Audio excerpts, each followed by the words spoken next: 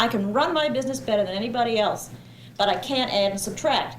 And I think the banker knows that. But what I bring in to show him is profit every year, more and more profit every year, but he still can't relate to me in the business that I have. So I changed banks. Now I'll be satisfied. I should say that my new banker is a woman too. Who did the firing? Well, there wasn't that often there was any firing to do. You know who had to do that too, don't you? Yeah. Yes.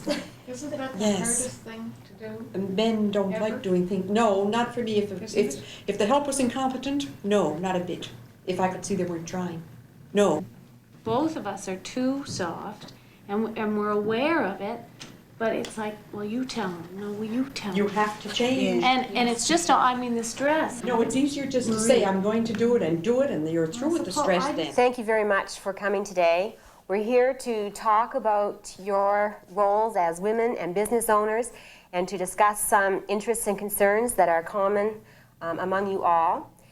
I have an agenda of items that we will be focusing on. The dialogue is to be free exchange, of course, but we'll talk about your roles as business owners. I'm Lois Stevenson. Experiences with banks and financial The institutions. conference was organized primarily as a way to bring a number of women who own their own businesses together to share information and to share knowledge.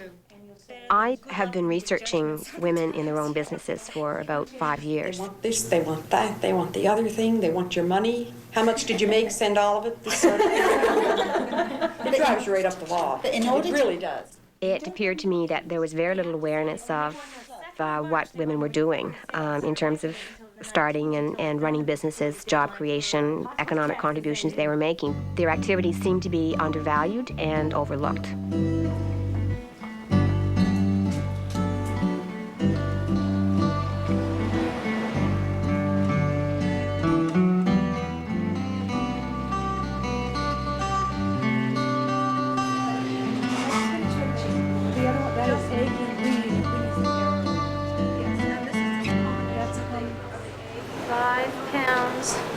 Lasagna sheets, and how long do you want them? Mimi Findley had her own business in Ontario before she moved to Nova Scotia.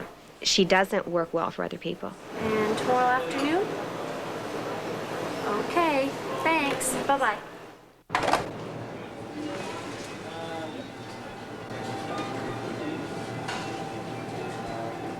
She prefers to work for herself. She's happier when she's making her own decisions, and she's happier when she's allowed to be creative. I always had confidence in my ideas, but never, and I always say I just really didn't have the balls to do it on my own, because I guess I was afraid of failure or afraid of success. I'm not sure which. And that's why when I met Lissa, that tipped the balance, really. And then together, we had the balls to go into business. So they got some money from the Department of Development to undertake the research. Lissa was hired as a consultant because she's qualified to do that work because of her background, her MBA, her teaching experience in the university. There was some risk involved in doing this business because people didn't know what pasta was. Hi, I'd like to know what's in the pretty little case. Pretty little case. With the parsley. That's what we call a pasta bake, and that one has crab and cheese. So, Carol, to tell if the roast beef is done, take a clean knife and stick it in the thickest part of the beef. And what it's going to do is tell you the internal temperature of the meat all the way through. So when you take it out, I run it across my lip. What I'm hoping to find is warm in the inside and not, if it's cold right in the middle, that's the heart of the meat, then that means it's still raw inside. How much? That'll be $12.40, please. Thank you very much. And your change, $7.60. Thank you very much. You're welcome.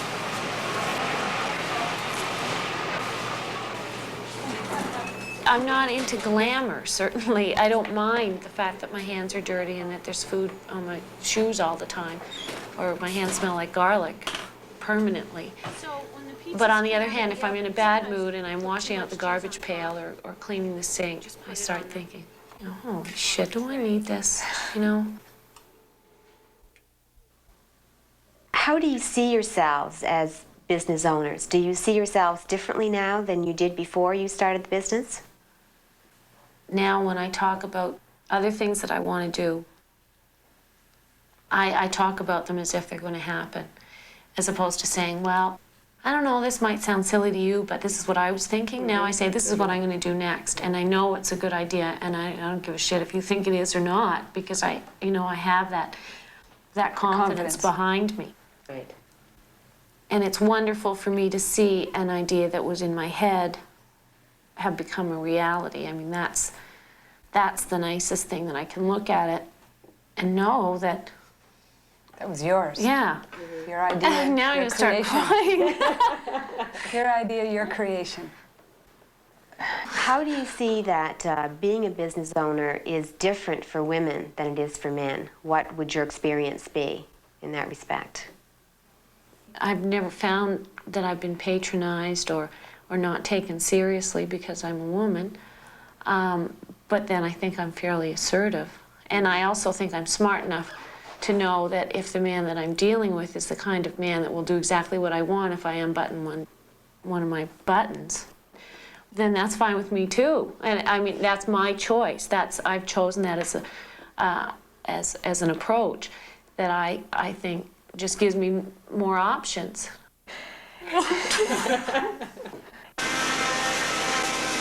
Pearl operates George Williamson Lumber Company in Sydney Forts, Cape Breton. Her husband died, and Pearl at that time had to make a decision as to whether or not she wanted to operate the business by herself. I thought when he died that the men would all just scatter and that would be it. I'd be left there alone and that game over sort of thing. But they didn't. They were there to work, so I just continued.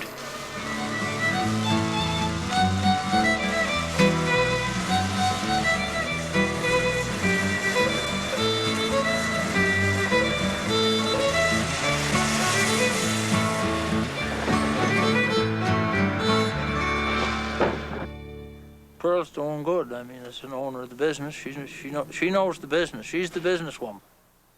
She knows lumber business inside out. Does she know lumber too? Oh yes, there's nobody going to fool Pearl with lumber. She knows the lumber. Even the machinery, she knows it. You're not going to fool her. She could probably turn her hand to anything. She's even a good carpenter.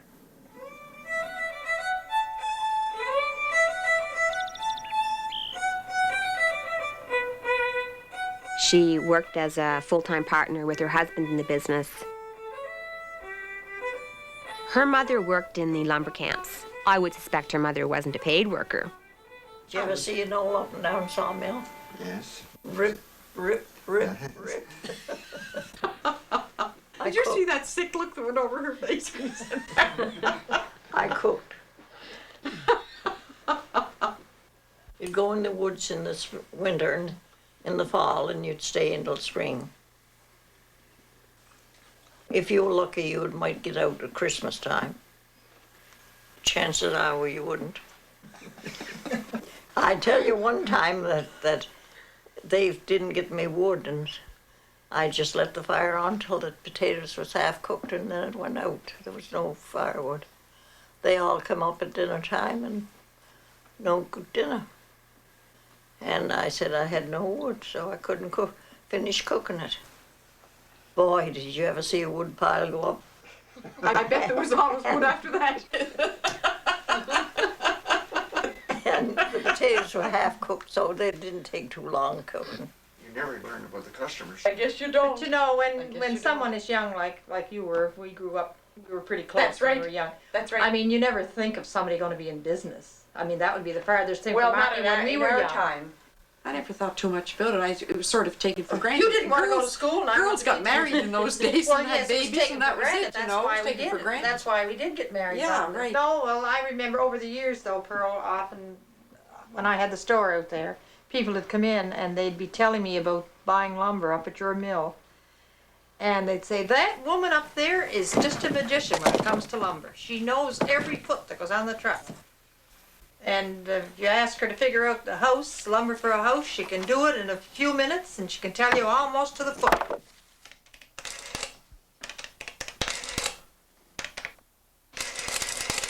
Yeah, look straight. And how did you fit in as being a woman in the lumber industry? Oh, I couldn't see it. There was never any prejudice or anything. Never. I just was one of the guys, you know. Nobody ever said anything or did anything to make me feel that I wasn't welcome at all. I can't say what the men thought. They always treated me as an equal. Maybe women will get too forceful and men will get like women used to be. I wouldn't want to see that happen. You know, equality is better.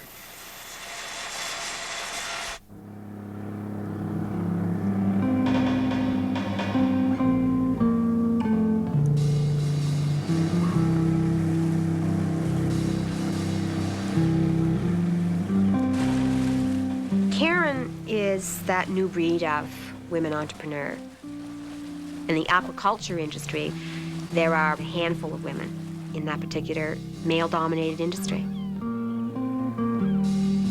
She worked for a tuna ranch in Indian Harbor for 10 years before starting her own business. Well, initially it was with the bluefin tuna. It was a seasonal employment operation, and the crew, of course, worked for 9 months of the year, and I couldn't see them working for just 9 months and going on UI for the other 3. So we considered going into some other type of aquaculture that we could be involved in this area.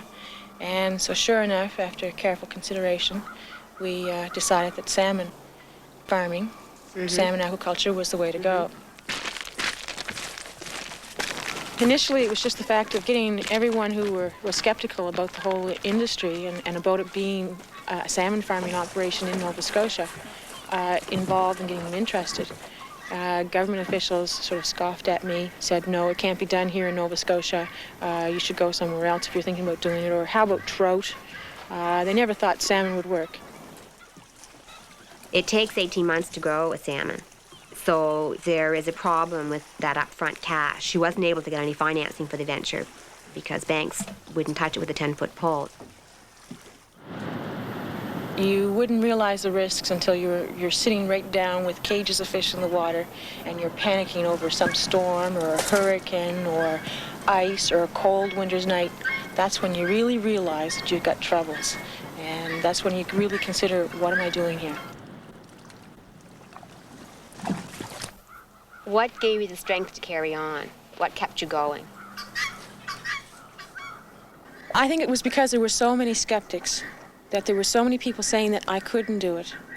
And I don't think it would have mattered whether I was male or female at that point in time. It was the fact that I had to prove something. And that's what I'm doing. I'm proving it. Proving it quite successfully now. Put the bucket over. 3 months before her first harvest, she was sabotaged by people in her community. They resented the fact that she had been able to winter her fish, and they felt that it was their territory she was on, and they wanted her out. Market value of those fish would have been $250,000. Okay, you can take them.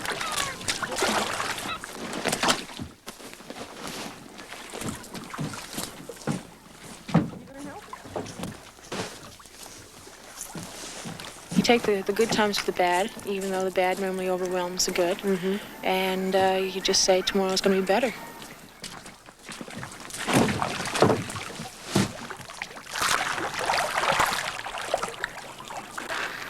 What does it take to be successful in this kind of business? Perseverance.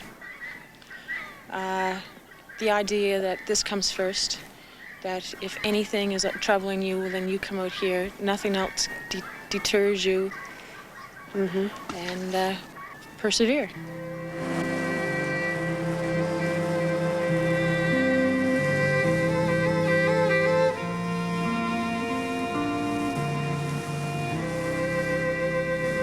You're scared every day. You're scared of what you're going to find, what you're not going to find. You're scared at what someone's going to say that makes a real difference in where you want to be. And every person that you meet on your way has a deciding factor in whether you're going to be successful or not successful.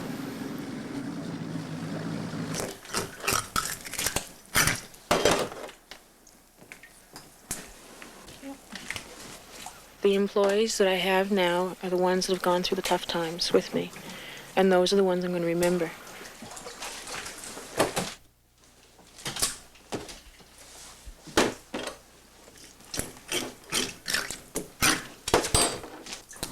I'm always very fond of Robert Frost and his poem about the paths not taken.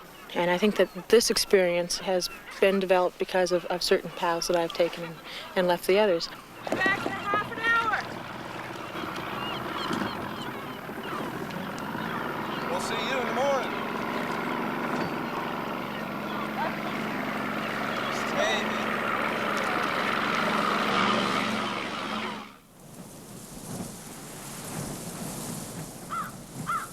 Bear River is called the Switzerland of Nova Scotia. And a lot of craftspeople moved there from various parts of North America. Diane Axent, she went there to teach crafts and to work on her batiking skills.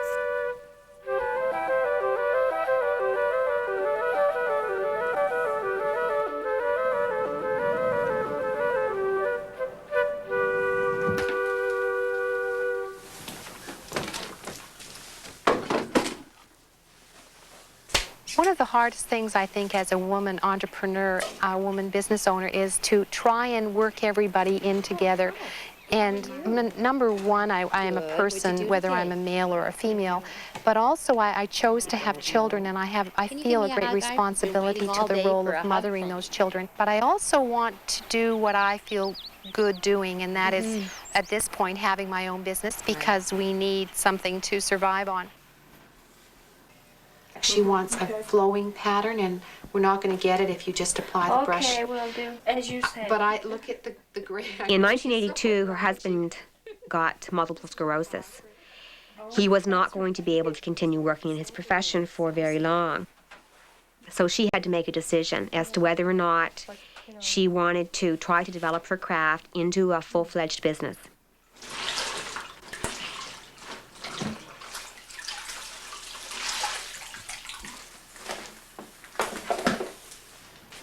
I'm excited because I feel good about creating jobs for other people in the area and giving, I don't know, perhaps a sense of security to families in this area, because they know that each season when they come back from their holiday time or their layoff time, there's a job waiting for them, and they know that they can make a fairly reasonable income from it, and that makes me feel very good.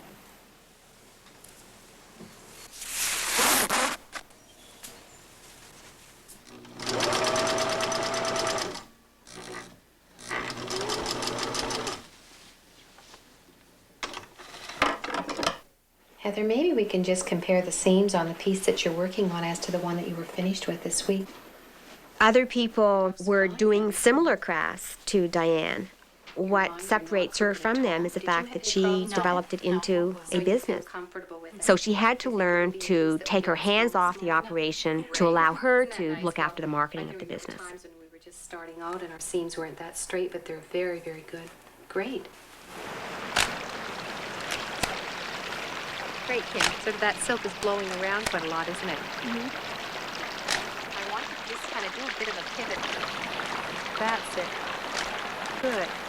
I looked at other businesses in the area that were producing a little larger than I was, and I went to the Department of Development in, I believe it was Middleton at that time, and I talked with one of the officers, and I said, here is my scarf, and I know it's good, but it doesn't look good enough to say, you know, who wants to buy it? It looks great at a craft show, but I think I have to go a little bigger than that. And he said, well, what about a marketing grant that would help you with packaging? And the packaging grant allowed me to hire a consultant, and he advised me how my scarf would look best. And so with that in mind, we developed the package that Axent on Silk is shown with today. And quite ironically, it took us 8 months to develop the whole concept. And when I introduced it at one craft show in Halifax, my sales went up 500%. We're getting there. Our colors are standing out in a crowd now. Our designs are becoming well known within the Maritimes, and we're going to work on the rest of Canada. I think that that's down the road in our future.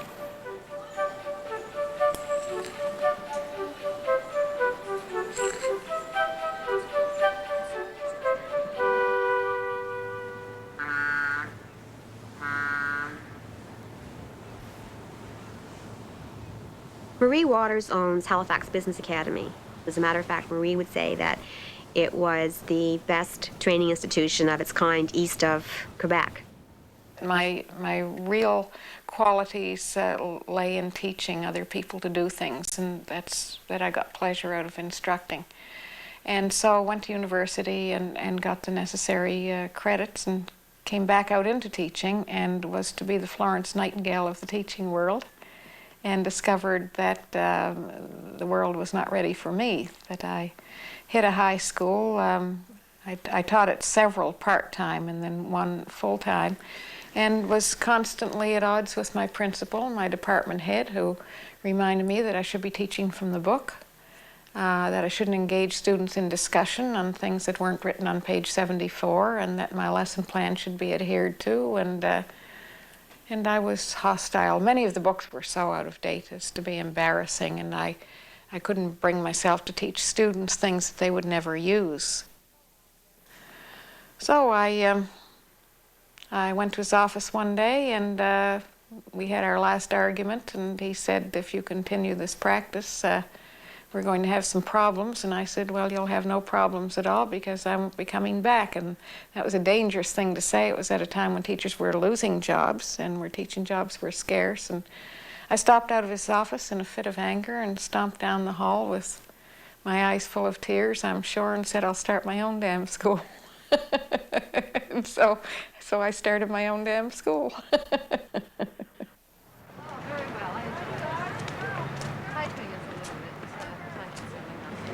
If we take a tour through Marie's facility, in every classroom, you'll see some evidence of Marie's philosophy of teaching business management to her students. Good morning. Let me show you around so you can see what goes on here. Our typing room in here is all electronic typewriters, very quiet, and we're preparing students in this class to get involved in higher forms of technology like computers, word processors, and so on. In here is our medical classroom, and there's a medical class in session at the moment. And right now her subject matter is the glandular system, so students are learning to practices so they can find jobs in medical environments like clinics, hospitals, and also to have some control over their own bodies. Nutrition even is part of the process here. Marie also puts these students through a process of self-discovery. In order to be a successful business person, you have to be a successful person within yourself.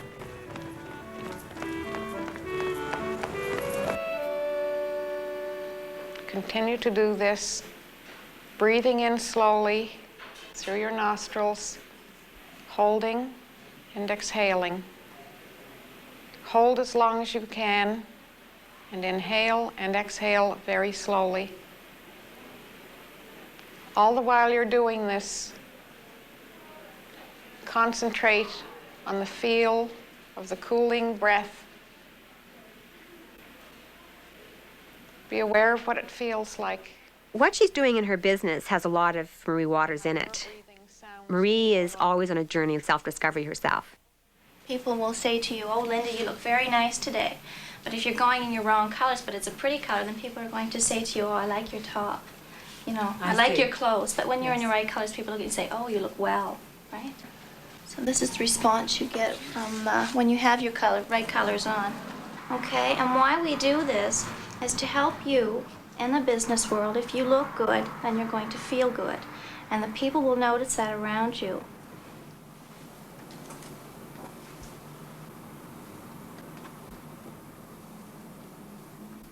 I would wake up in the middle of the night with the school running through my head, and I started, just as a child does, picturing the thing you'll get from Santa Claus. I started picturing a classroom, and then I started seeing people in it. How do you feel in the mood? And then I heard myself teaching a class. Everything started to form in my head like a dream. And so I kept a notepad by my bed and started writing everything down. And so it really became a reality to me when I started seeing the stacks of paper growing.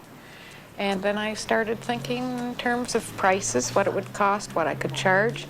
So it grew from a little typing room in my basement into the big thing that it became. It just grew.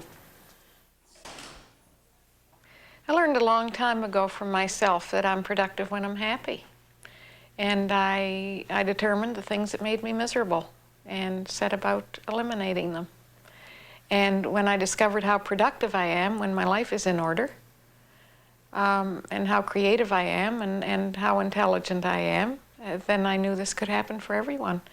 And so we pay a lot of attention to what goes on with them. And it would seem to me that everybody in the whole world has the same need, same desires, the same fears.